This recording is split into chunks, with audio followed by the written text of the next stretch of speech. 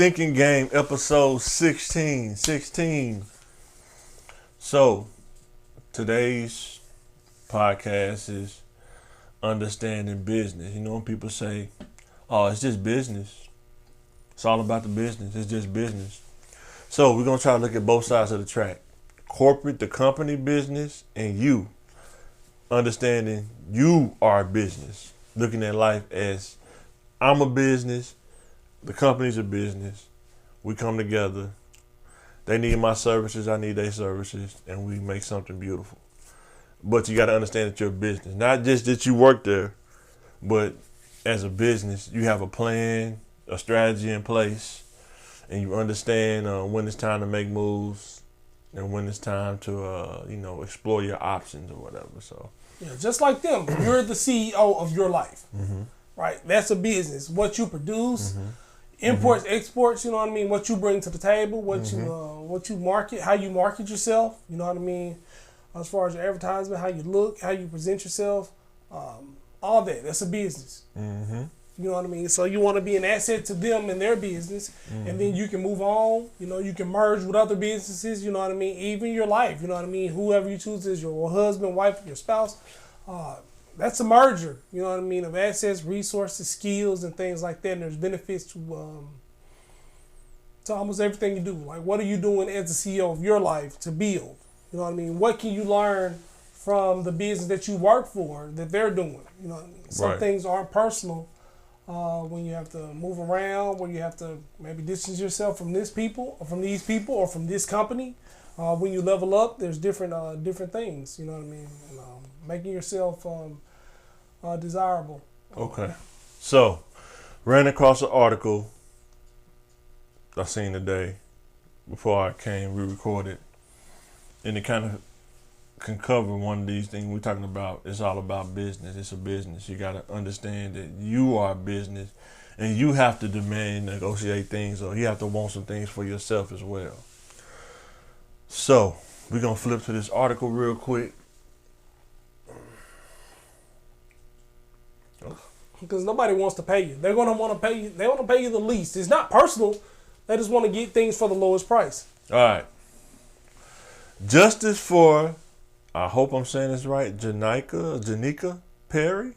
I hope I'm saying that right. Rest in peace to her. Okay. But this article, she worked at a retail store that was located East McCain Boulevard. You know it. It's right here.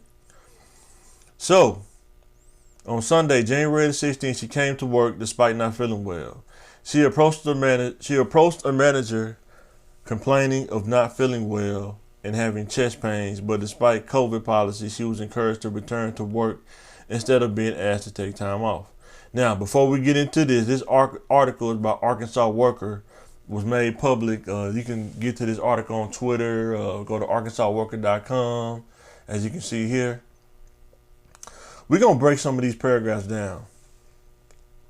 What people don't, some people may not know, but it's probably a lot of people that work at this retail place, big box store or whatever.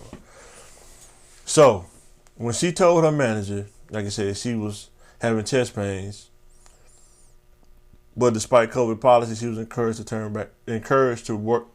return to work instead of being asked to take time off. What does that word encourage mean? What does that mean to you when your supervisor encourages you? It sounds like I've worked at a big box retail store. Most people, I'm gonna say, let's say 70 to 75, between 70-80% of the workers there don't get 40 hours a week. You work 32 hours a week. They may let you get 38, but then you pushing it at that point. They may have changed it now because I think they may get benefits, but when I worked there, you didn't have benefits. If you didn't work 40 hours a week, you didn't get benefits at all. Yeah. I don't know how it is now. If somebody want to come in and let us know how it is now. Maybe they got benefits now, but when I was working there, you didn't have time off. You didn't have benefits. You either just called in or you just didn't come to work. You told your man, I'm not coming to work that day. No work, no pay, no short-term disability. COVID policy they had to let you out. It was a federal thing, but they lifted that, and now you don't have that grace, that COVID grace that you used to have. So if you don't have the grace, if you don't have the time off, what you think gonna happen? They gonna tell you to come to work. Yeah. And they say you can get off, but they'll encourage you. You know what I mean?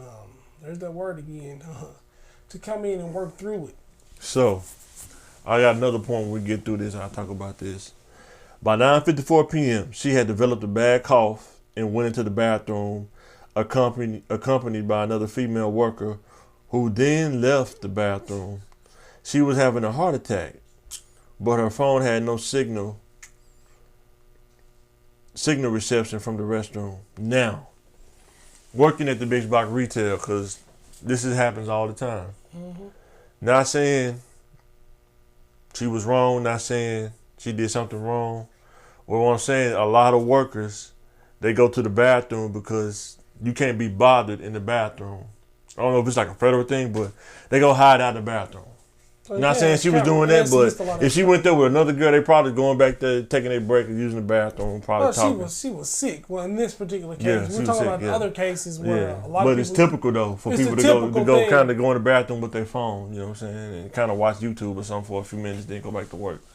So a lot of builders, I feel like conspiracy theorists in me, feel like they do different things to block your signal in whether they put the bathrooms in certain locations. Not saying it's for her situation, but I'm saying now here's the thing: Walmart or these big box stores, they're so big and there's so many people. It's hard to keep track of everybody. It's hard. I mean, they have a manager for each department. The one manager, he may have 5 or 10 people, scheduled that night. You know what I'm saying? On a shift. Oh yeah, on a shift. Just for that one department. Mm-hmm. And they not there on the floor. Why? They probably watching you on camera. Yeah. If that. They probably back there, doing whatever they doing. What I'm saying is, it's hard to keep track of all the employees at Walmart.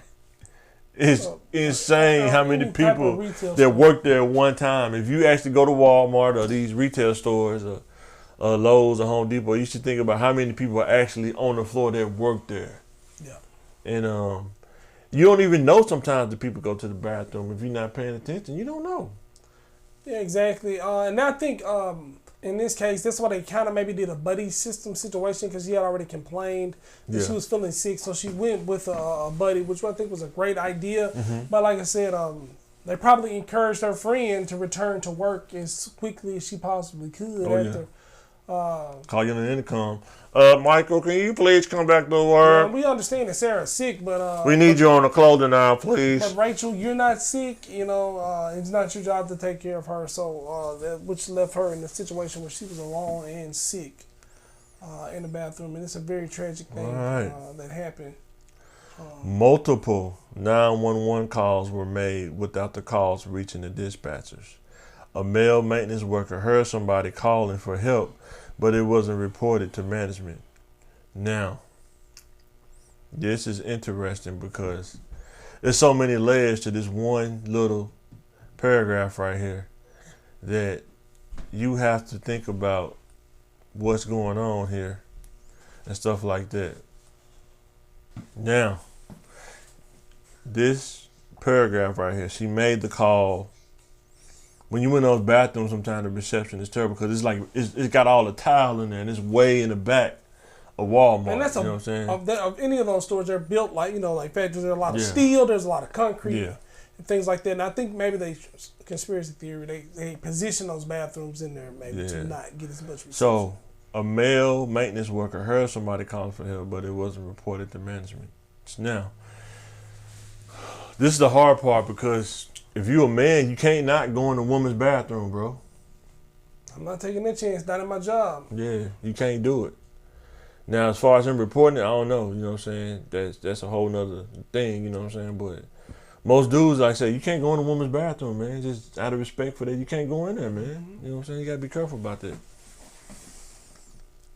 The next paragraph is multiple customers went to the bathroom, but then reported a woman lying on the floor. And the hourly bathroom checks were not done. She wasn't discovered by employees until 11:30 p.m. Yeah.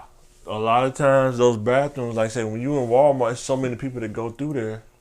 It's probably hard to, I hate that, but it's hard to recognize someone. There's so many people going in and out, in and out, in and out. You know what I'm saying? Yeah, that's definitely. But you want to anytime the company's liable for not doing those Well, bathroom be careful how you checks. say that. I'm sorry, well, could be possibly allegedly liable. You just want but I guess those bathroom checks aren't. They're to make sure the bathroom's clean, not to make sure that not to check for dead bodies, I guess, or to see if anybody is. But then, like I said, most sick. people that work there, and sometimes they have a list where you have to sign off on it. Most people ain't. Most of those they just go in there and sign off on it. You have to scan something or something. I put it like this: how many times have you went to Walmart and the bathroom was clean? Not Walmart. Not Well, I'm saying a retail store, any retail store. I'm sorry, any retail store. Allegedly, you go to any retail store. How many? Comment, let us know. How many retail stores have you went to and the bathroom was clean? It don't smell like urine. I mean, the bathroom don't smell like a zoo in there. Bathroom slob, you know what I mean? Those are some nice bathrooms. You know what I'm saying? Like it didn't smell like the public zoo. The urinal didn't have hair on it, which is weird, but that's a whole nother can of worms. How do you get hair on a urinal?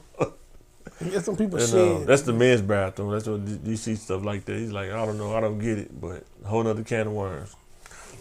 Yeah, or like say you go in there and it's like somebody used the bathroom, like took a dump in there. It ain't been cleaned out in hours. It's just sitting in there marinating, man, with tissue in there too. And they ain't even flush it. It's just like a tissue roll in there. It's just crazy. And then you can mess around and go back 2 hours later. It's still there. So that happens. That's not nothing new about them not checking the bathroom. And it says she wasn't discovered, man. Rest in peace, though, man. What's her name? Miss Perry, man. Rest in peace, man. That's tough, man. Yeah, I mean, our heart goes out to the family and things like that. Yeah. But this is what I'm going to say. I'm going to say rest in peace to her. I'm talking to the young people.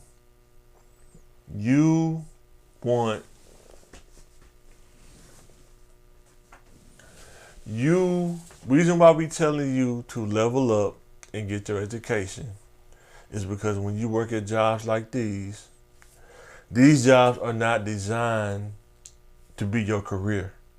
You agree? Yes, I agree. I'm talking about not the high level on the ladder. I'm talking about like lower level, like just getting on the ladder. Those are not designed to be your career. That's why they don't have a lot of benefits. It's like the bare minimum. They don't have a problem leaving you there, but I can definitely agree with that. Yeah, and it said that she had previously had a medical emergency and was diagnosed with congestive heart failure. Guess what? That's why we tell you to level up and get in a job that's a career job, because when you need medical care, if you don't have benefits, it's gonna be tough to get that stuff taken care of. Yes, you can go to ER. Yes, you can get taken care of, but the preventative maintenance and going to a PCP. If you can't afford that now, some people want you to pay up front. Like the dentist. The dentist, you have to pay. They tell you what your insurance gonna pay, and whatever is owed, you have to pay right now before we even touch you. You got to pay this right now. Well, I got a root canal in my tooth hurt. Do you got the money? If you don't got the money, you better go take some Advil. Go take some Advil and put some tussin on it. And that's another thing too. Long-term dental health, they'll pull your teeth out. Like you can need a root canal, they'll pull the tooth. I mean, no, but you gotta pay for it though. Yeah, but then it's like $50. But anything to actually for the health of your mouth long term. Yeah. To not have you wearing dentures when you're 50. Look at the implants. I mean, if you can't afford the root canal, true. you're not going to afford it. Like, if you're just saying, anytime your tooth hurt, you be like, just pull it. Okay, we'll do it. You know what I mean? They ain't got no teeth back there to chew on nothing. It's all gums. Got tough gums. Lost all your side teeth. Yeah. So, and you can be in a situation like that, and he was like, well, just go home. You know what I mean?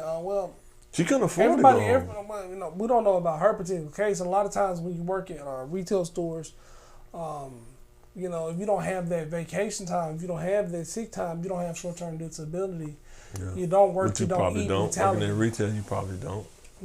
So. All I'm saying is, Don't paint yourself into a corner. People will say like, you know, why she didn't go home. And it's like, you know, when that's your primary source of income and you don't have the time to take off, what you gonna do when the bills are due? Or they put you in a situation where they make they're gonna put you in a situation. They put you in a situation where they make you the leader, and it's your responsibility for this shift. So you're, you know, supervisor, you got a little bit of, well, we really need you, like, you know, can we do something? Could you at least stay if you can't get somebody else to call, get somebody else to come in, and they'll act like it's game time, like it's game 7, and you know, and like you're on some kind of team. These people are not your teammates or your friends. Like I said, you're a business, and you have to make sure your best interests are taken care of as well. You know what I mean? Their business too. They're trying to get the maximum out of you. So. Right. So, rest in peace to Miss Perry.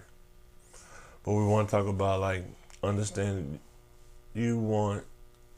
those jobs are not designed to be your career. They're not. They're designed to get you in the game, get your experience for your resume. And we're going to really get into that here in a few minutes. But first topic is, we heard people say it's just a business. It is just a business. That means a lot of times it has a lot of meanings to it, but most of the time it's get people to understand that business is not emotional. It's not personal. Business, it's not personal. It don't have feelings. It's a business. But they will act like sometimes they'll mock family. They will. They'll mock emotions. They'll mock caring. Like, we really need you to come in. We really need you to kind of work this weekend shift. Yeah, we need high availability. Yeah, and they don't, like, you know, they're going to pull on your emotional strings, you know what I mean? Like, hey, you know, I have a family too. But they really just want you to cover this. Whatever they need to say to get that shift covered for this weekend or this holiday, they're going to forget that, you know what I mean? And guess what? If they don't forget that, guess what they're going to give you in return? A pizza party. Yeah. You know what I mean? You gave up your Thanksgiving or your Christmas weekend, and they gave you some pizza. Right. You know what I mean? When you're thinking they're, you know, want to be a part of family, like y'all are bonding, like you have loyalty to this company. And it's not even like you're loyal to your family or something like that. That's not the case. It's not even Shotgun Dan. It's Little Caesars. You know what I mean? Hot and ready. Yeah. You know. Not even extra most bestest. We talking about the regular sausage. It was just a sprinkles of sausage on it. Sausage flavored. Yeah. Shout out to Little Caesars. You're amazing pizza.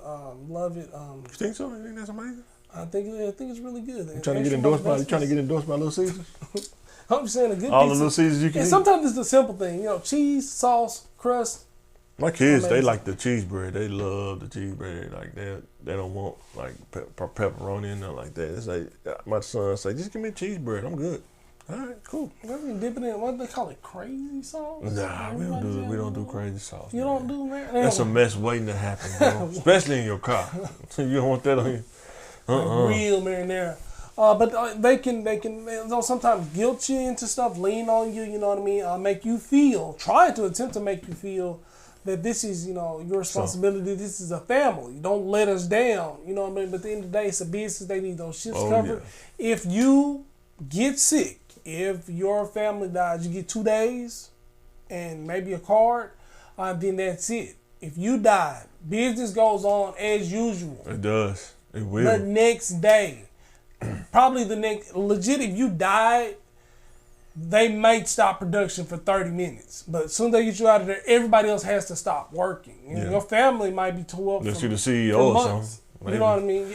But they have people in place to do them. But it's like I say, it is a business. They want you to come in and do your job. So you have to treat them like a business as well. So having blind loyalty, giving up stuff from your family, sacrificing your health is something that you... Yep, and the first topic we're going to talk, how to look at working in the corporate space. Like, how do I look at that? What angle do I look at that from? The best analogy that I can give you is like professional sports, like NFL, NBA, hockey, baseball, whatever you went to. You have to look at it like, I'm a player. I'm offering my services to this team. I'm trying to negotiate the best deal, get everything I can on this contract. And then if I outperform the contract, now it's time to look at the market again, the free agency market. But guess what? They're not going to tell you that you're outperforming your contract.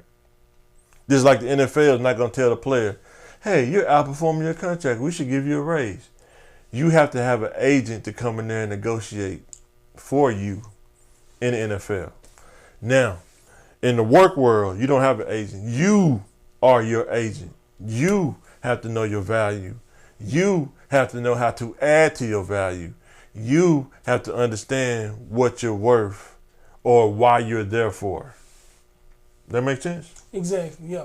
And you're there, like I say, you're there to get a check. You're not trying to build their company for them. Because if you... Unless they pay you for it. Because some jobs, they give you... that's what I'm trying to tell y'all, get into this career. You get a base salary, you get stock options, and you get like equity in the company. But those are the jobs when you get paid like well over six figures. You know, you got to get your level up. You got to get your stuff together to get those kind of jobs. Those are the kind of jobs you're not just going to go in there with a high school diploma unless you know somebody or, you know what I'm saying, or you done networked or something like that. But even that, for minorities, is really a mountain climb to do that with no education, no certifications. You just going in there, you know, with basic. That's like going to the combine and you don't have no game tape. You never played on a college field. You just walk in from like high school and say, I'm here to run my combine. I mean, you're only good at like maybe 2 or 3 drills. You got your 40 and your vertical. Yeah. Any of the cone drills, you have no idea what those are. Right. You don't know. And then you might do a good combine. They say, "What's the game tape?" We don't have any game tape on you because you can do good at the combine, but if you don't have any game tape, like to see you win a real game, don't. And that's the same way with business. Like, I mean, with business, you're going to interview. Drawing up a resume. Yeah, you don't have a resume to match. You can have the greatest interview in the world, sell the greatest dream. Oh my God, you can sell the greatest dream. But if you don't have a resume to back up what you're selling, they're going to say, okay, you sound good, but where's the experience? Where's the experience? Same thing with NFL. You can't just walk in the combine and say, and have the great numbers. Where's the game tape? I don't see this translated to game tape. Now, if you have game tape and experience, they see like, oh, this is 4.3 speed on game tape, definitely. You know what I'm saying? Then that's when the value starts to go up. And you have to have both. And when you come in here unbalanced, it's just like having a really good job, work experience. Mm-hmm. You got experience. You've been working for a long time. You worked at a variety of places. You have skills. You have a good interview, but then you don't have the education. You know what I mean? So now they're gonna put that on you. Same thing. You got all this education, no experience. You know what I mean? No real job skills. Yeah. That's just like coming, unprepared. Like like I said, you could be coming like even with the sports technology, you could be coming from a good high school, but your combine, not a good college. Right. You look good on tape. But everything in your combine was terrible. You look fast on film. Your 40 was trash. Yeah. You know what I mean? Your agility in these cones drills look bad. Your vertical is not good. But on tape, you look really... You played, 4 years of college. You did really good. Everything looks good on tape. But we're putting you out here under the bench press. You 225, you hit it 3 times. Right. You know, you look very fast on the field, but you came out here, you run a 4.5. Right. I mean, not a 4.5. You run a 5. You run a 5.5. You know what I mean? We can't really kind of get behind you, and it can be the same thing. You didn't really do well in college. Your stats are not good, but your combine was amazing. Right. But we don't. Every time we look at you on the field, it looks bad. So you always want to try to give them. You want to develop your game tape. Your game tape is your resume, your experience. You don't want to give them any excuse to disqualify not pick you.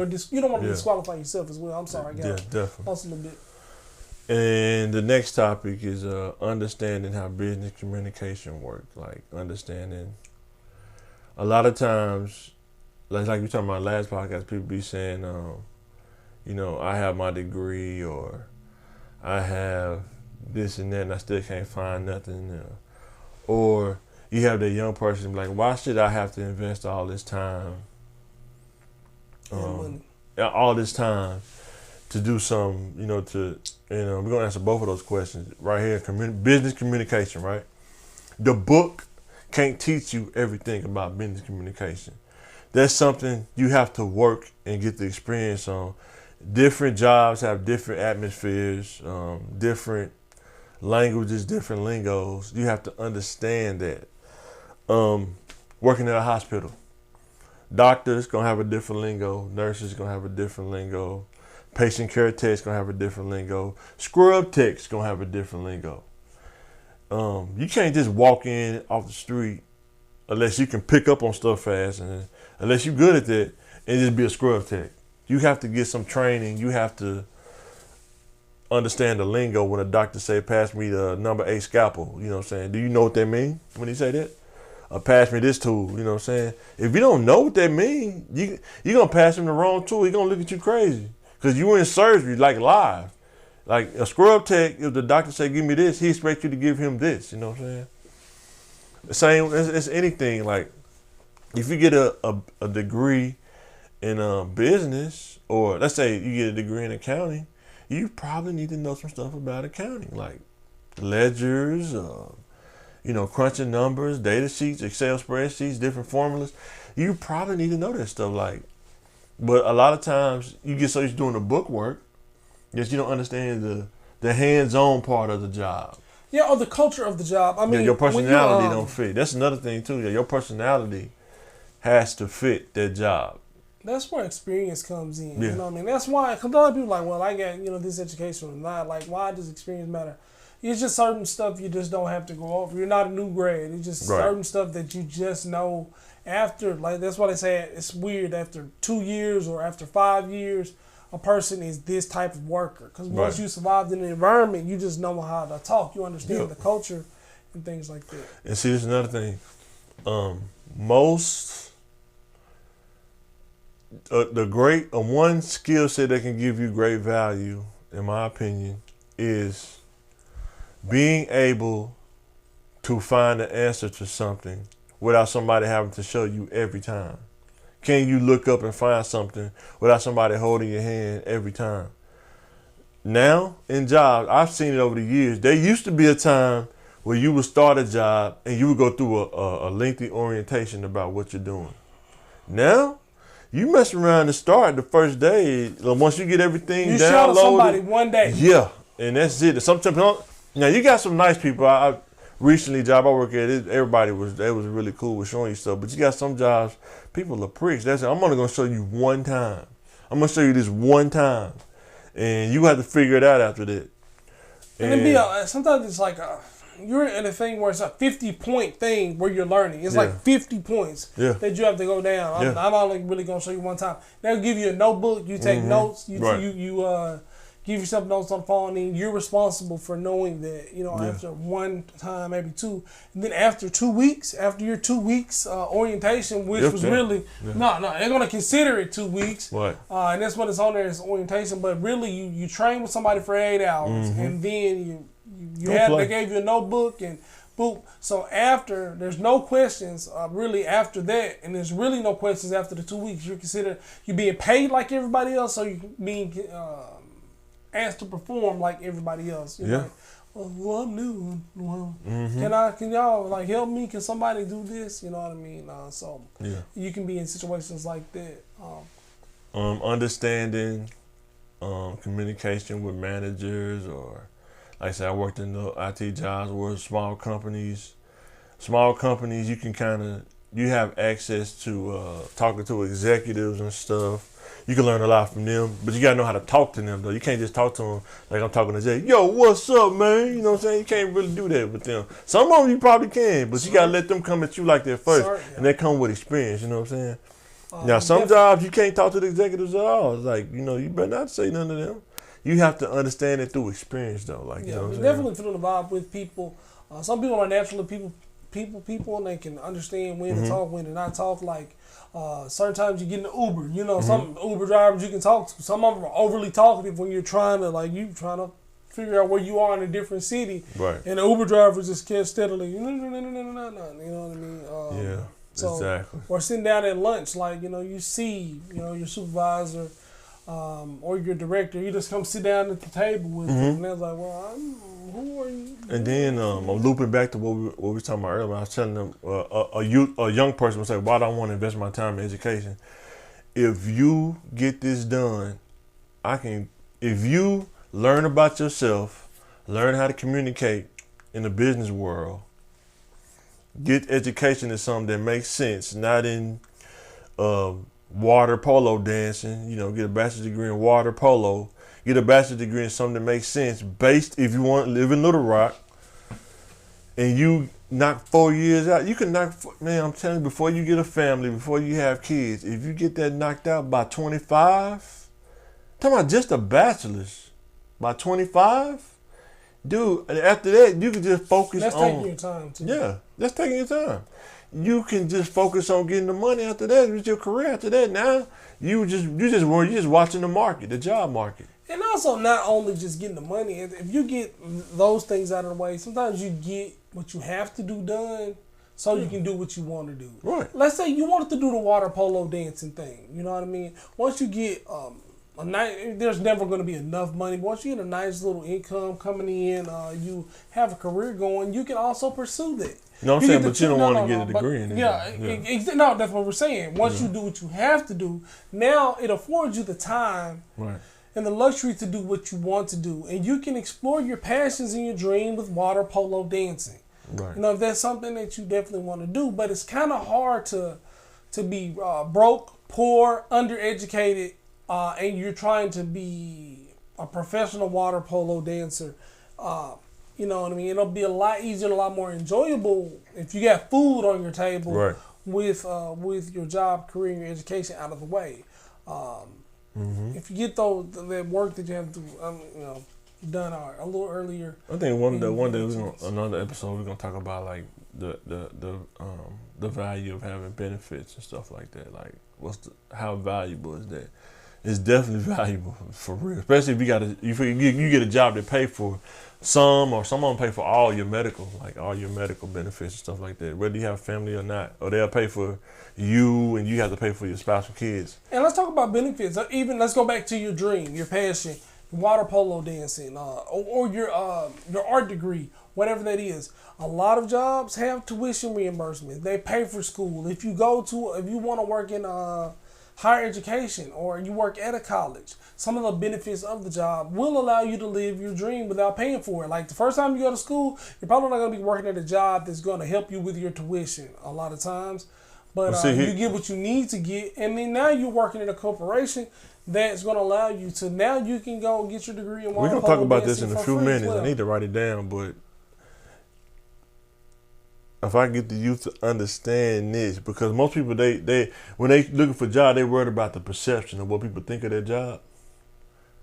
You literally, if I would have had the sense at 18, 19, 17, rather, when I graduated high school, to work at a college and just be a janitor, bro, just dump trash. Ain't nobody gonna see you.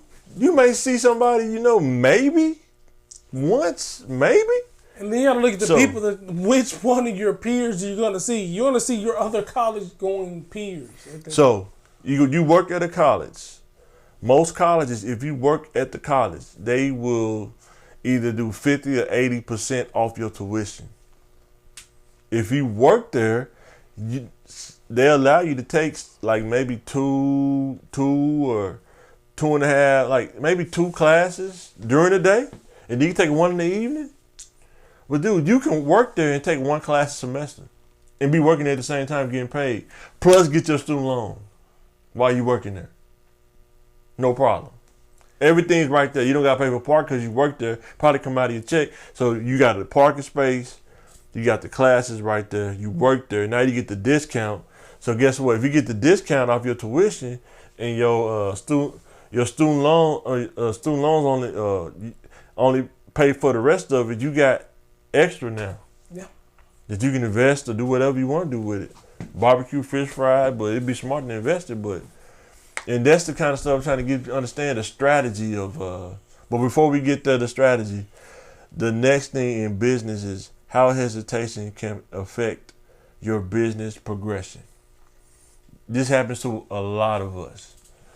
The fear of the unknown or doing something and you're not fully sure.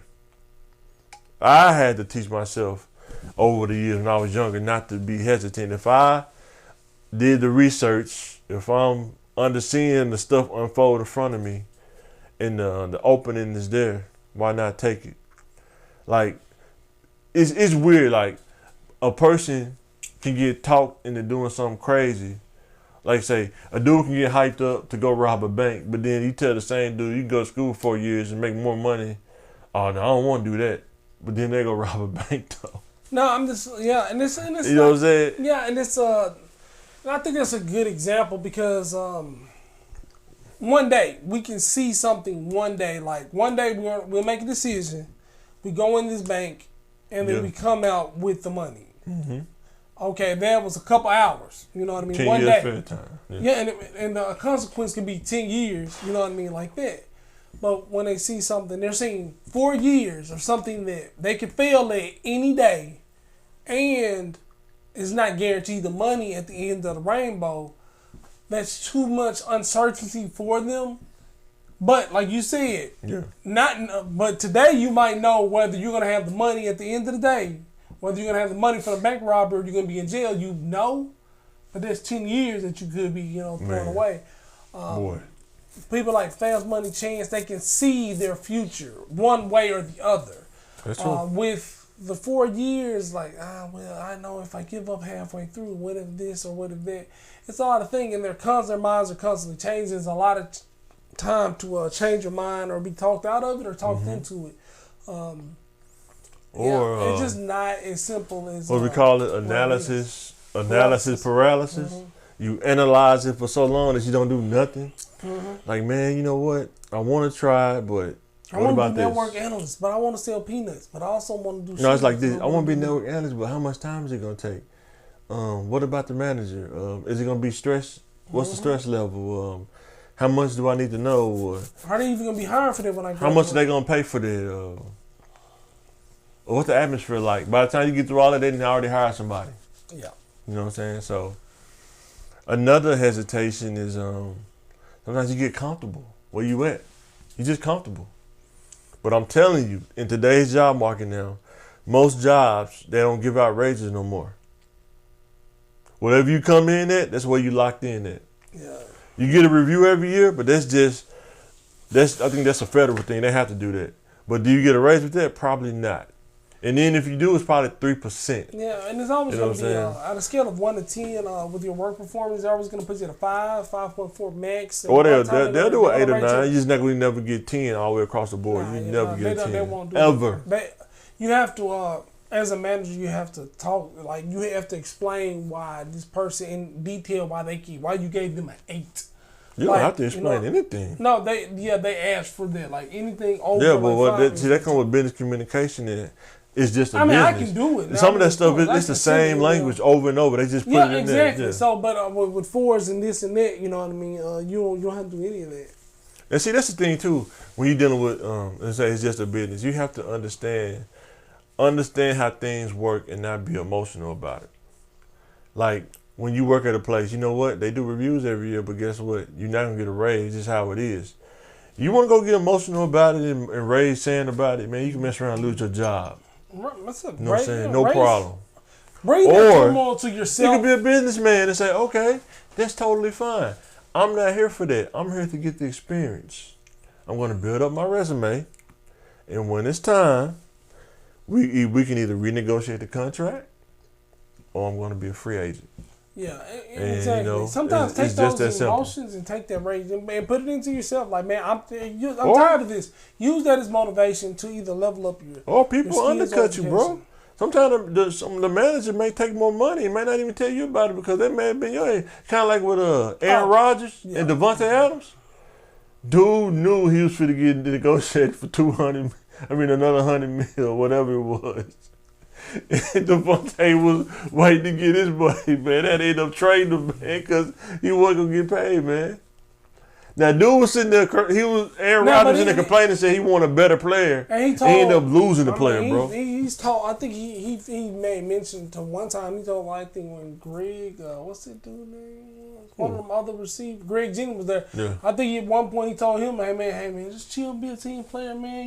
You don't have to take you don't have to get the max contract. Man, I think told Devontae Adams not to hold out at different times, but he told one of them two not to to do that like that, but then you have to get your money. And I don't think he was maliciously doing that. He was a team player. No, what I'm saying is, but he was trying to get his money. When Aaron Rodgers signed that contract, he knew Devontae Adams wasn't getting his money. When's going to be enough? Do you think he knew that? Do you think he was naive to that? I mean, there's a cap. I mean, we're all getting money at the same pool. And he's supposed to be this cerebral guy. It's a pizza. The pizza's only got 8 slices. Yeah.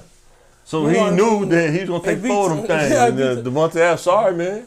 No, but I mean, I'm a Raiders fan, so now he's over there with us. So we appreciate it. Thanks, Aaron. Be a new Andre Rison, huh? You know, gotta get you. But no, I'm saying as far as in the business, they expect you to be loyal sometimes. Like, it's weird. Like, if you view yourself as a business, it's almost being like disrespectful sometimes. You know what I'm saying? Yeah, it's really like a toxic relationship that you're supposed to sacrifice, do stuff, and they're going to give you the same thing every day. Right. And then what they're giving you is amazing. This amazing blessing opportunity. Mm-hmm. You have the opportunity to work for us. You have the opportunity to give up your weekend. Mm-hmm. You have to see this as an opportunity. The gift that you working for us is a gift for yourself. And then some jobs know that your skill level is so great that they're not going to be able to keep you. They won't tell you that, but they know that. They'll keep you in position as much as because when a person leaves, they'll give you a pizza party. When a person leaves, they'll be like, "Man, we couldn't pay him, man. His skill level got too great. We couldn't afford to keep him, man, because we just didn't have a budget." They use that. Sometimes they use sabotage talking about it. They do. You know how the job markets out there is really horrible. They're not paying you what they say they're going to pay you. Once you get there, it's going to be different. Mm-hmm. The grass always greener. Exactly. So, our next topic is planning education. First understanding the journey of the career field that you're thinking about going into. So let's say you want to be an electrician, right? Electrician. You gotta go to an apprenticeship most of the time for that. Let me see if I can find an apprenticeship real quick. I'll bridge off that a little bit. Like, a lot of times you really have to decide what it is that you want to try to do, and then once you decide that, get another idea too, because there's going to be little bumps and bruises along the way in that process. But you have to research the process and things like that. Knowing yourself is very important when you're doing that. Knowing how long you feel like, what your attention span is. How long can I sit in the classroom? Or am I more of a hands-on person? Knowing how you learn is very important. That's true. Things like how much money is it going to cost? Is this a specialty college that I need to go to? So. I'm trying to find it. Let's see. And then also peer pressure in a positive way could still negatively impact you when you feel the pressure to go to college and higher education. Well, you might want to be an electrician. You might want to be a plumber. You might want to have your own business. Those things are very important. So you don't have to conform, even though it's a positive trend to follow. You still have to kind of find yourself in what it is that you want to do with your gifts as well. And give it a try. At least research it. I mean, if something seems impossible, do the research and see if you can do it. Ask questions. You know what I mean? Go do something. I choose something over nothing. Whether it's going to a different job and talking to some people at that job, or trying to get a mentor or something like that. Google is your friend. You can always... I'll try to research different things. All right, I'll look at this site. Arkansas apprenticeship, right? Let's see. All right. So, the Arkansas apprenticeship, looking at the trades, plumbing, apprenticeship, median pay. That's starting out, like, you don't even have to pay for most apprenticeships. They pay you, and you go there to learn, and you work there and get your hours in. And then after you get your hours in, you I think you take a journeyman. Different ones have different certifications you have to get. Electrician trade, a carpentry trade. That's like building wood, framing houses. That's a really good trade. You just got to go. You got to put your time in to get to the point where you can work on your own. You got to put that work in.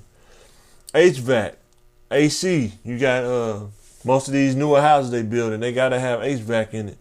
You know, you can install AC units and stuff like that, and duct work. Boiler maker that's working in warehouses and stuff. You know, doing welding and stuff like that. Welding that's working in warehouses and stuff too. Sheet metal workers, that's a lot of duct work and stuff like that. Building custom duct work for like HVAC systems and stuff like that. Installation worker, you know, you might work for a commercial building. It's a lot of trades out there, man, that most people don't even know about. Painting, glazing, putting in glass. You know, that's a trade that a lot of people don't really get into. You can make a side hustle off there plus work for somebody. Let's look at the training. Let's see if we can find. And you got to think, these things don't have to be the end all be all. You can always add to these. You can do multiple ones of these things. Right. You can continue a formal education. You can go into art. You can be a stand-up comedian, but you already got this as a foundation. Like, man, See, you start in high school, you go to apprenticeship or college, like Pulaski Tech or something. Either do on-the-job experience after you get done with college, or you be a journeyman. You work in an apprenticeship and go to a journeyman. Either way would be good. But this, if you want to go the college route, and this, if you want to go to apprenticeship route, just put in the work. I think you work there for like 4 years, and then you get so many hours that you have to get, and then you become a journeyman. Matter of fact, if there anybody out there with the trade and want to do like a Zoom meeting or want to comment on this, let us know. We'll definitely take that information and give it out to the youth, man. Yeah, definitely as a recruitment tool and just because I found this out when I started working in IT. I was like, man, I could go be an electrician, but it's like, man, I'm already in IT now. But if I would have known about this in high school, like you can do this and you don't got to pay for it, bro. And then think about this: if you go there and get that done, now you can go to college to learn how to run a business. Exactly, and you are the resource. You are your own resource. You're the talent. It's like you being the owner of a team and playing on the team. Right, exactly. You know what I mean? Yeah. Like, it's cheat code. Yeah. And it's pretty much like this. You can go to an apprenticeship and they will give you everything you need to let you know what you need to do to sign up for it. And it's no problem. So. And what, it took us, how long did it take us? What, 5 minutes to look that up? Yeah, no problem. So, another one is a 10-year plan for your career. Just sit down and write a 10-year plan.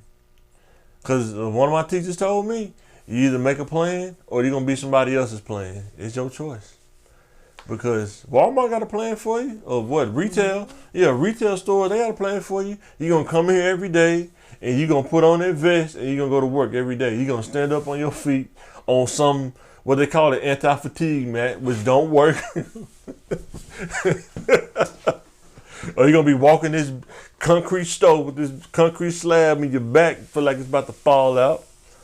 And that's going to be your plan every day today until you level up and do something better. And my thing is, this 10-year plan, it's not something that's set in stone. You can always add. You can always improve. You know what I mean? You can always add mustard, tomatoes, lettuce to the sandwich. The sandwich is not already made. Right. But it's good to have a sandwich in your lunchbox before you go on the trip. Right.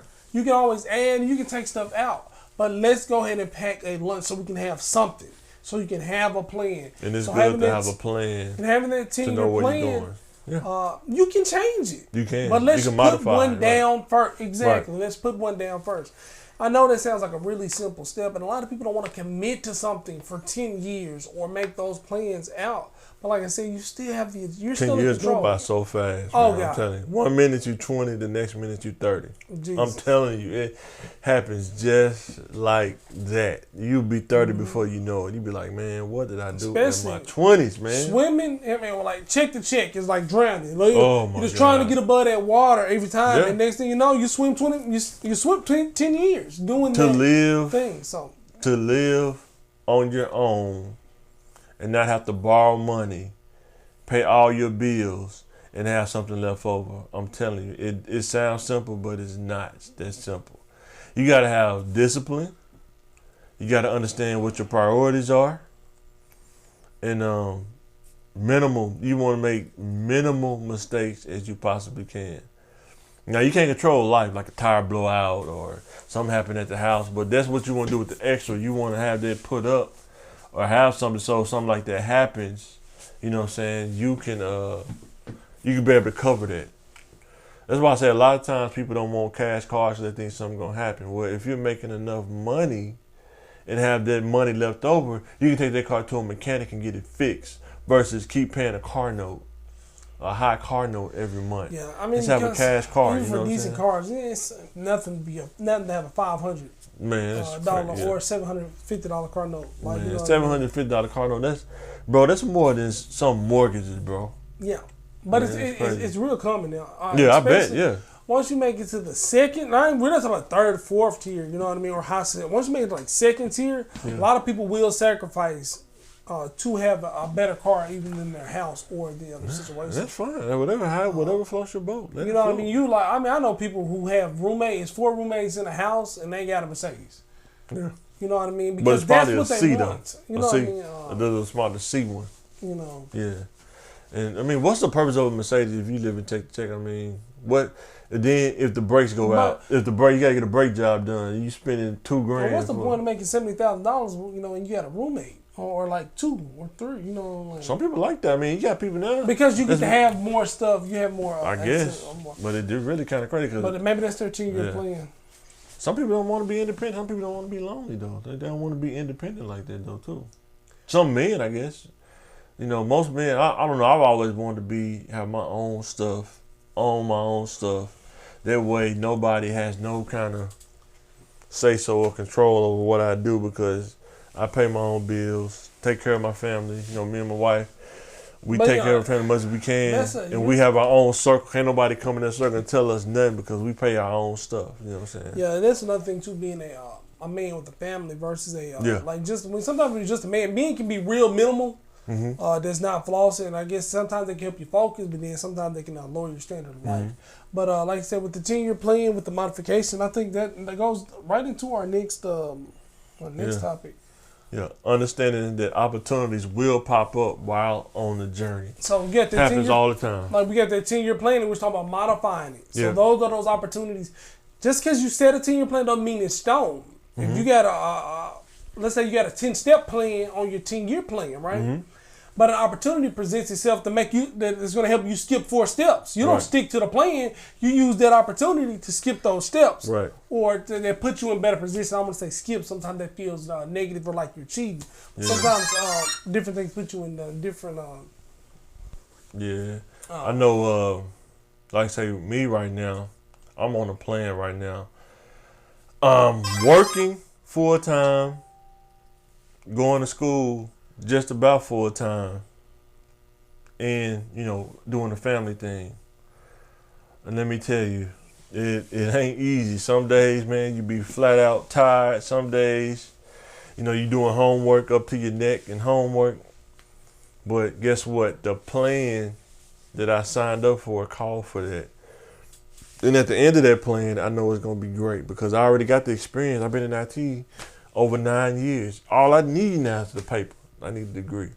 You know what I'm saying? And then let's also a couple things too. When you can get lost in the mistakes you made, like, well, if I would have did this earlier, I would have been done earlier.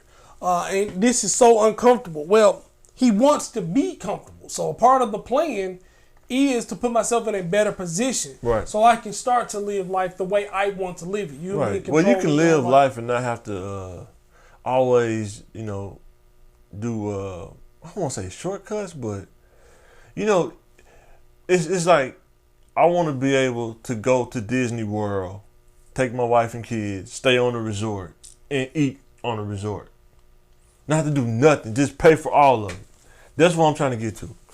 Not trying to be bossed out, riding a Mercedes 550, you know what I'm saying? But he don't want to be in Disney World with ramen noodles, you know what I mean? Right, at a B&B, at an Airbnb, staying at somebody's house. Really staying in somebody's house, you know what I'm saying? Or not nothing wrong. Some people ain't nothing wrong with that, but are price conscious of different things, but that's what he's just saying. He just wants to let it be comfortable, regular, no shortcuts, no. Kids want to go to Disney World? Let's go. We staying on a resort. We ain't got to stay, off campus somewhere. We staying on a resort, eating there, waking up, eating breakfast, lunch, and dinner. Always paid for, Plus, when we get back home, the bills are already paid. We good. Yeah, where you didn't have to hustle or do something like that, where we had to work double overtime. Like I know a person who works 2 full-time jobs constantly, when, like I said, they could be possibly going to school to increase their earning potential. When they work 3 jobs, I mean, I've seen them work 20-hour. A person works 20-hour days.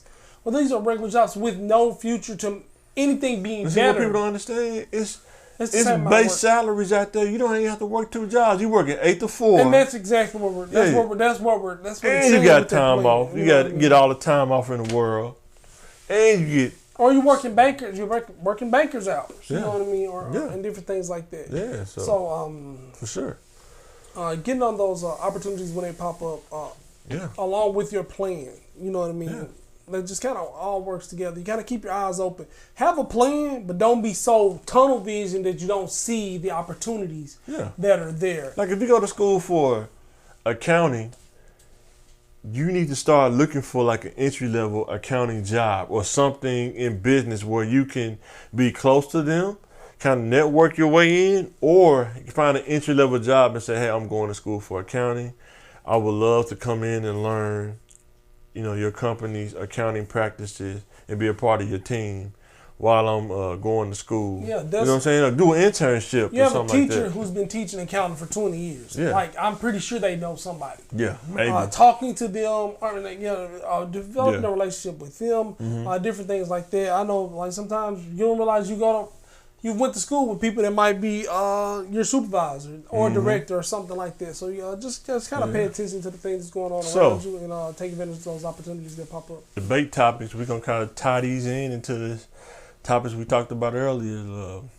It's just a business, planning, and some of it kind of tied together. It's got some different angles to it. The first one is Frank Vogel getting fired from the Lakers. I think Ray Charles probably saw this coming. Of course, I mean, somebody's got to take responsibility, and they're paying everybody else all these high amounts of money. You know what I mean? We've got 4 players on the top 75 of all time. Okay. On the Lakers, you know what I mean? They may be out of their prime. You know what I mean? So, and even on LeBron, maybe handpick some of these players to be on his team, and you can't get rid of injuries. So, what I would say is, from a regular person standpoint, right? But if I was a coach, right? Won a championship the first year in a bubble. Won a championship. Most coaches making M's anyway, millions. Yeah, for sure. So, I'm walking. I got my money. And then, like I was making $50,000 a year, and you fired me, and then I don't got no salary. You pay me M's. Yeah. Even after taxes, I'm still bringing home a good salary. I'm paid $5 million. What you bring home still? What 2, maybe 2.5, something like that. For sure. So I find another job. Yeah, I think he'll find another job. So he's not supposed to really be emotional about like we all say. No, you can be emotional about. I'm talking about me. I think. Yeah, we're saying he's losing the job. He's losing the job. Well, look what happened. He got the. I think he knew. LeBron James, he won a championship in 1 year. I think he knew. He made the money, of course. But I mean, I think expectations were so high. I mean, at the beginning of the season, especially after coming off of a championship, you get these Hall of Fame players. I think probably toward the midway of the season, how the season was going, and then it was always in the headline they was losing. I think he knew that probably by the end of the season, it's probably going to be done. Maybe I'll probably walk away because he didn't hire his own coaching staff. That's some business stuff. It's just a business. They didn't let him hire his own coaching staff, which is weird. And he wasn't even a minority. And that's even crazy. And they got fired that quickly off something like that. And somebody always got to take the fall. You know what I'm saying? You can't get rid of players because they make more money. You know and that's going to be the thing with you when you go to a company. Sometimes they're not going to fire your supervisors, your directors. Somebody else got to take the hit. It's got to be like you was in charge of the project, or they put you in charge of a project that was going to possibly fail. And then I heard allegations saying that all of them are kind of friends and stuff, which is weird. Like the owner is friends with the general manager, the front office and stuff like that. That happens a lot in business, y'all. It's sometimes who you know make a difference, man. A lot. Like if what was her name? Linda Rambis wasn't friends with Jeannie. I'm pretty sure she would not be in the front office of an NBA team, probably. Yeah. But she's friends with Jeannie Buss, the owner. And sometimes that's all it takes. you friends with the owner. You know what I'm saying? Friends, like, billionaire friends will definitely get you really far. And honestly, people really don't bat an eye when you're winning, when you're successful, when the company's cranking out millions of dollars or whatever product it is or whatever it is that you're doing. When you're productive, usually doesn't matter. But when stuff starts to... I can see Magic Johnson just have that big old Magic Johnson smile right now. You remember he quit, right? You remember he quit during the middle of the season, but I see why. Because he saw it coming. Like, Magic Johnson was trying to bring a level of stability to a place that's a lot of instability. And when you try to meet those two together, you're going to bump heads, you know what I'm saying? Yeah. And I guess he said he had to step down, man. He said, for the betterment of the team, I have to step down. But I can see him, because Rob Pelinka, man, I don't know, man.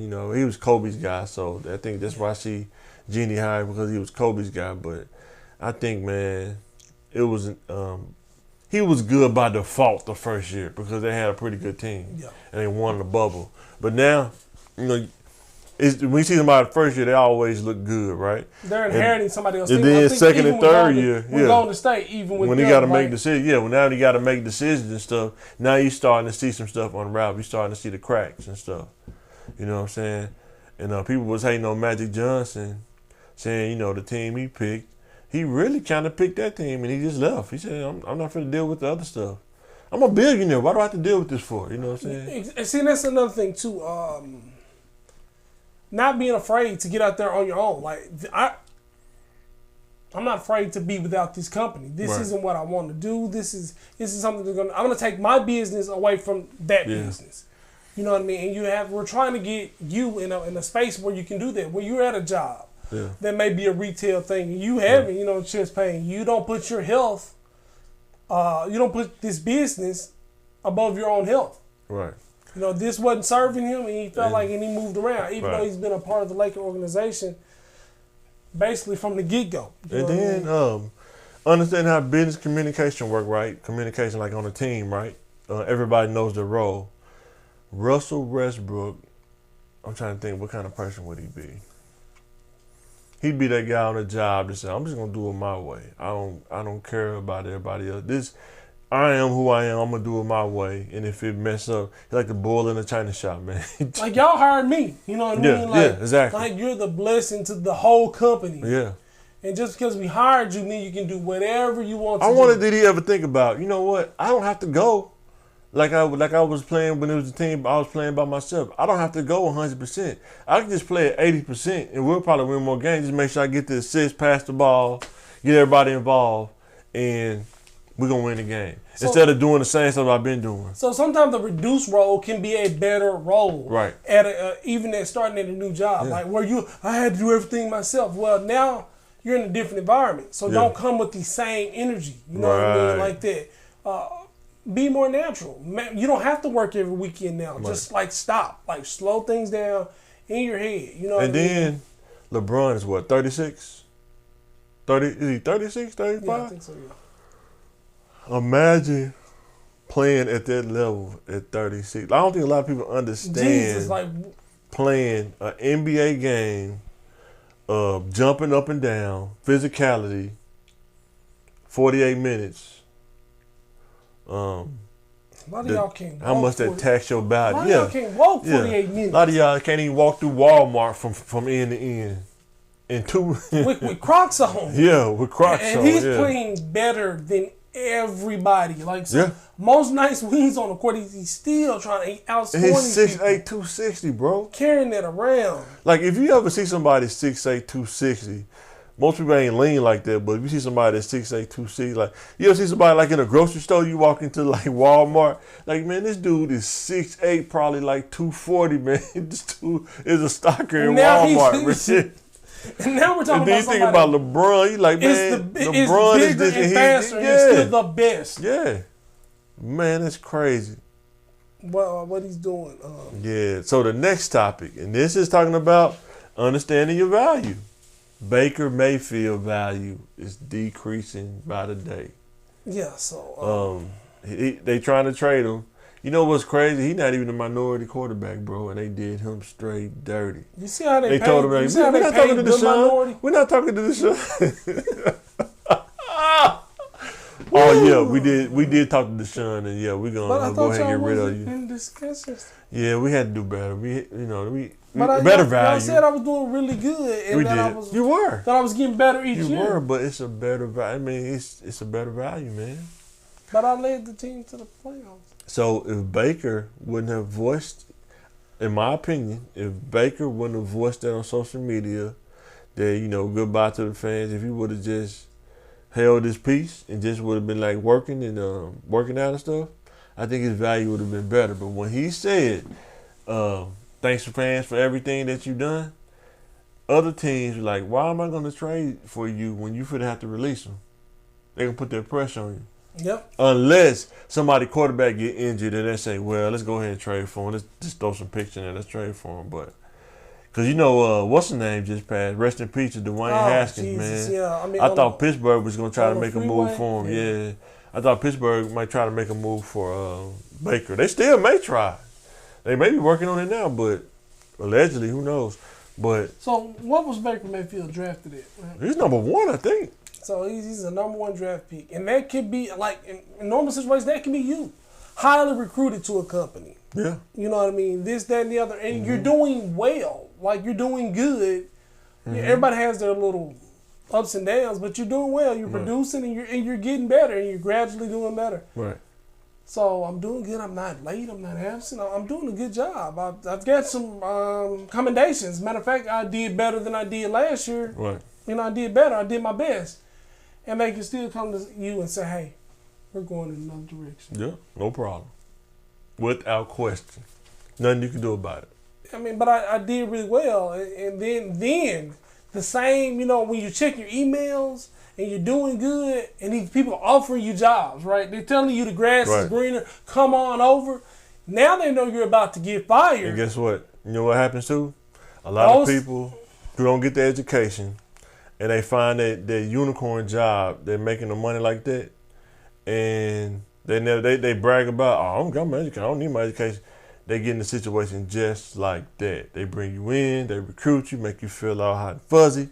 Next thing you know, they go in a different direction. Now, because you didn't get your education, it may take you longer to pivot because you have worked at the place, but you didn't have the other stuff to go with it. And then you're coming in there saying, "Well, look, I've been doing the job for 5 years. Look at the level. Look at the numbers I'm putting up. Look at how much money I made this company.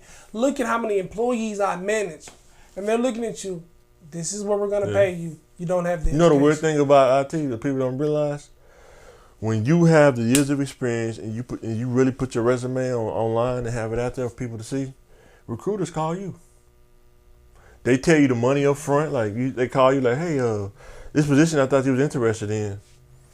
What's the talking business language? What's the rate? What's the compensation? What's the rate? Oh, it's so and so. This amount. I don't know about that one. That's maybe go up or down. You need to go up. Not never down. You want to go up. Well, we'll go back, and then sometimes they'll send you a counter offer. You know what I'm saying? So it's almost like the NFL. The more valuable you become, the more supply and demand, the more somebody's willing to pay. I don't feel like it's like the NFL. Well, your value could be possibly so low, and your skills are so low that that you're not even getting on the field. You're D-League, you know what I mean, things like that. But we can bring our skills up. Or you got this Baker Mayfield. You get number 1 pick, they expecting it, but then exactly. You can results. You can be down here and go up here, or you can be up here and now you're down here. They're not. I think he's extremely undervalued. Yeah. And they're going to treat him like he's undervalued. Yeah. But then once he get on the team, they're going to expect high value work. And then they're going to pay him like 10% of what he should be getting, and then they're going to demand. And then everything if you get your education, I've seen it happen, bro. You have your education, you be there for 5 years. They don't want to give you a raise. They don't want to do anything to give you the compensation for your value. When you have all your ducks in a row, you can tell the company, you know what, I'm going in a different direction. And give yourself the power. Business, communicate to them and tell them, exactly. I'm not leaving you guys. It's just they're willing to offer me more for my skill set than you're willing. You can kind of offer if you want to,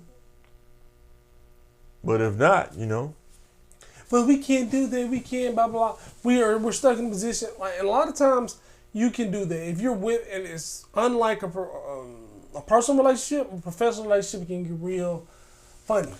Because you can go to school, you can work somewhere 5 years, go to school, get your degree, and now that you've attained your degree, the job that you're working at currently will not pay you for said degree. Right. They want to adjust your compensation due to your education. Mm-hmm. But this next company over here, they will. They're offering it out the door. They'll wait until you get an offer from another company and say, "Oh yeah, we'll offer you more." From a business perspective, I would be thinking. I may not ask them. I'll be thinking, why did you wait until 6 or 7 years in, and I got an offer for somebody else I got my degree 2 years to ago. counter a year ago. Yeah, why would you wait that long? If you value me, you value my skill set, why would you wait that long? Why would you wait until you knew I was going to school? Right. Exactly. Then you knew I graduated. Mm-hmm. And then you knew I was looking for a whole year. Mm-hmm. Didn't offer me anything. So, it's just business, right? Right, exactly. And you made a business decision, I made a business decision. You wanted to get... I didn't fuss about it. You wanted me to pay... I didn't make no fuss. Right. Yeah, I didn't fuss about it. I did my time. I got my degree, got my experience.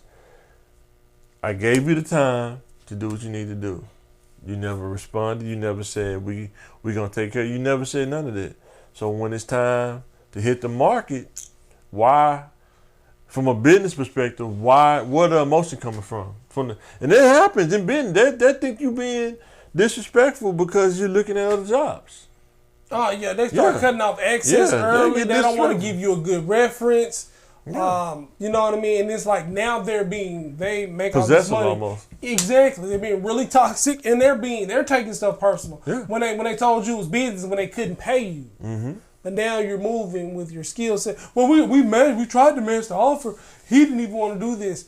And I know Baker has an ego, but if I was Baker, I would sit on that bench, hold that clipboard, because they say he was getting like $17 million. Yeah, we definitely got to finish that up. I want my M&Ms. You got to see it through. I want my M&Ms share size. Through, and I hold that clipboard with that radio. I ain't tripping. Let my body heal and recover. I'll take them 20 M's, and then when our contract run out, go to the team you want to go to. Because they not going to just let them go. I can tell you that right now. They're going to play chicken all the way to the end, bro. You want to market yourself in training camp. I would even put it on social media. I don't mind being a backup. Oh, yeah. I welcome Deshaun Watson. I'm going to hold the clipboard. I'm going to be the backup with I don't mind doing it. Prepare him to win. It's all PR. It's a chess game, man. Hey, all PR, working for the team. I'm a Browns guy.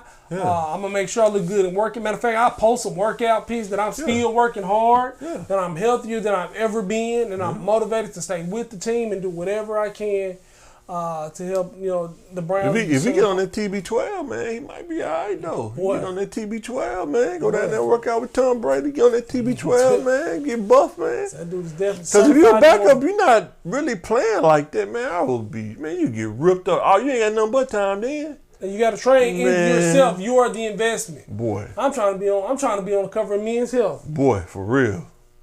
He already got a lot of commercials. So, this is our last topic right here. This is probably going to be pretty rough right here, but I think it needs to be talked about. Nobody never really talk about the other side of this. Rich people not giving their kids excess money.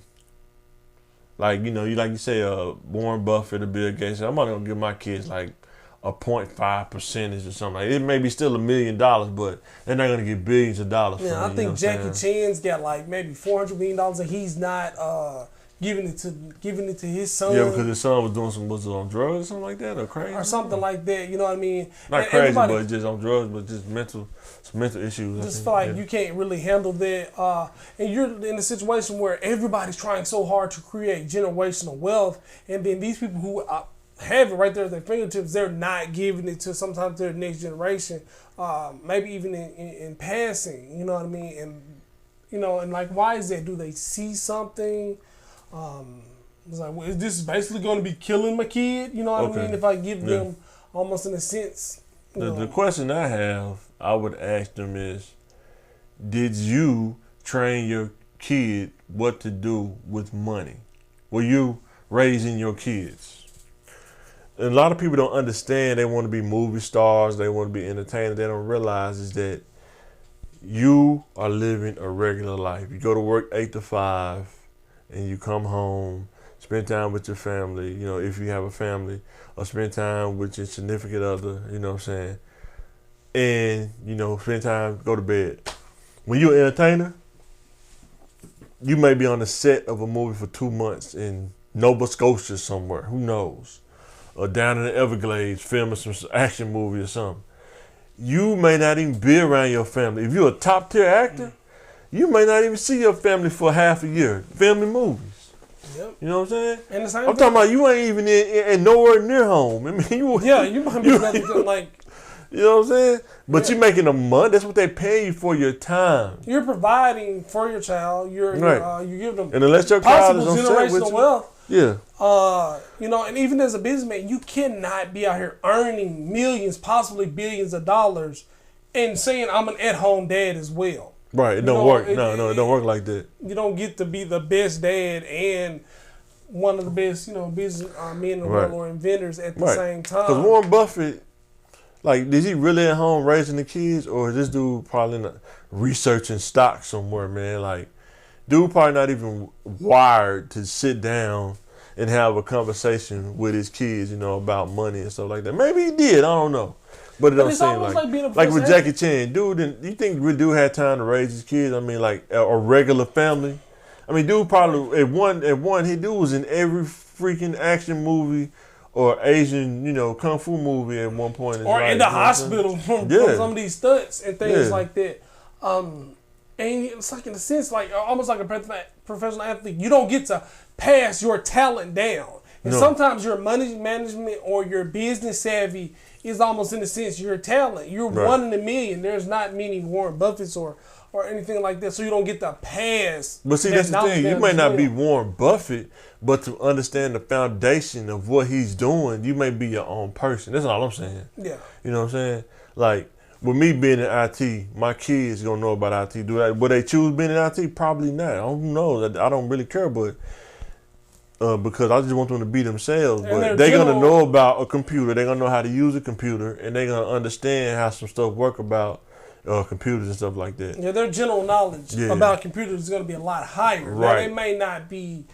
Right, they might not be computer whiz, but they're gonna know how to use one though. But you know, that's something that they have. But there's another thing too. You're able to be with them a lot more, than like somebody who is like even like Matt Johnson's a good basketball player.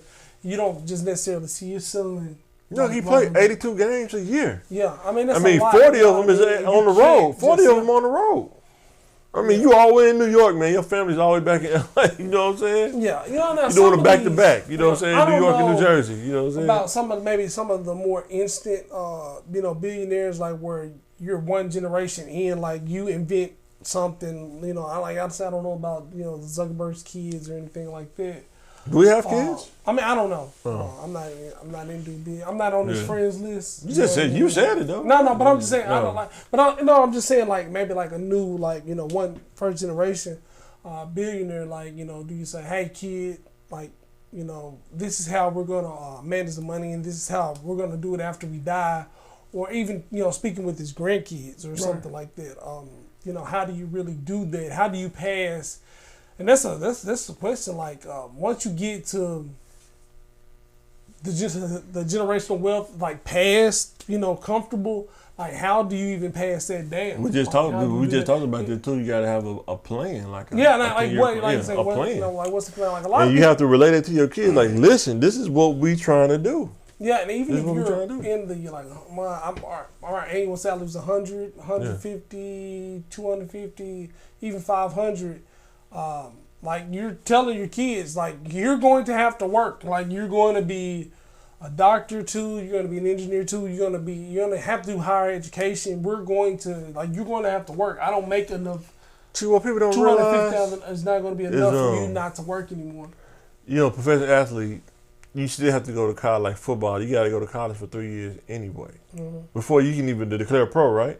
Yeah, so it's good to Yeah. best to pick something. You know, you can see the Yeah. athletes who did pick.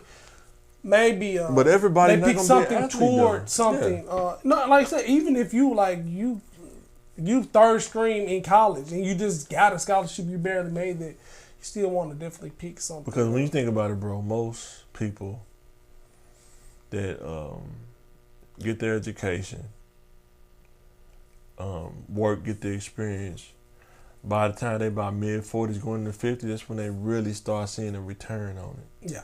It's because you started school later. If you start school early, you'll see it early. You might see it in your 40s.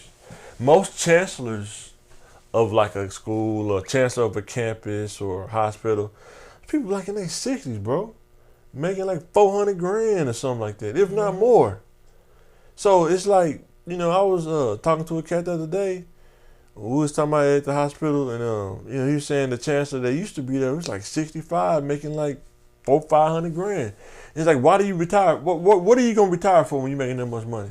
Yeah, I don't think money's the point or the case. What is the point? You know What's what I the mean? point? You 65 and you. Yeah, I mean, I don't think. That's my retirement. So that's my opinion. But I'm saying, I agree. yeah. No, I agree with you. Because but when it's you're like at that either level, or, you're not working at that level. You're not working. That's my thing. So Yeah. like, what is retirement at that point? You know what I mean? So you've like, man, I'm riding until the wheels fall off. It's really a thing of comfort. You get to get into a comfortable money situation, and then you create the job. Because you got people up on you to do everything. Exactly. So you make a little less for yeah. yourself. You know, you hire this person to make your job easier, to more comfortable, this and that, and you have enough experience to know what you're doing. You know what I mean? Right. And it's management at that point. Yep. You know what I mean? So if you're still 65 or 10 or you're 20 years in the game and you're still busting your butt because you have to, you're not managing the resources around you properly. There's I think nothing sometimes wrong too with it's that ladder effect. Some people don't want to climb the ladder because they're afraid of the heights of being at the top of the ladder. It's a weird.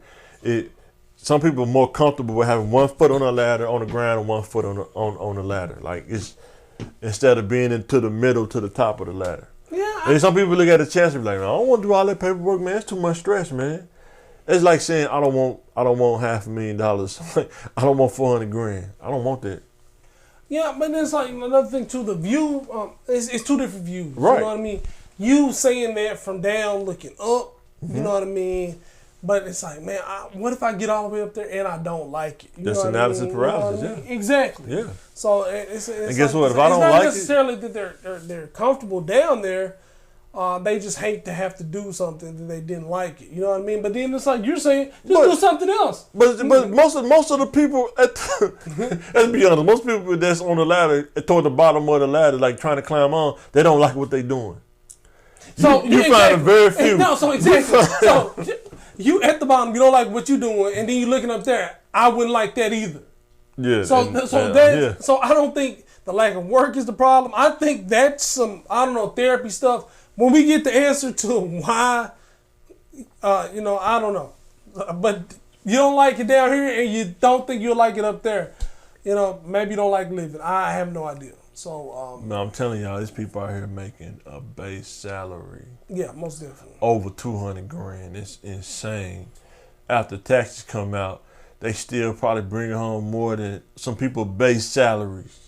After taxes, I know some people, payroll check every 2 weeks. They're working for somebody on payroll, making their money, base salary, and there's more than some entrepreneurs who own their own business. Yeah. You know what I mean? So, but it's out here, fellas. My people, we just got to try to find it and get it. If somebody got the key, let me know. But we're gonna try to talk through most of this stuff and just take the small steps, working man's perspective. Yeah, comment, let us know. Subscribe, let us know what you think. Thanks for watching. Thanks for the support. And we about to sign out. Got anything else you want to say? Peace out. That's it. Till next time. We're signing out. Thinking Game.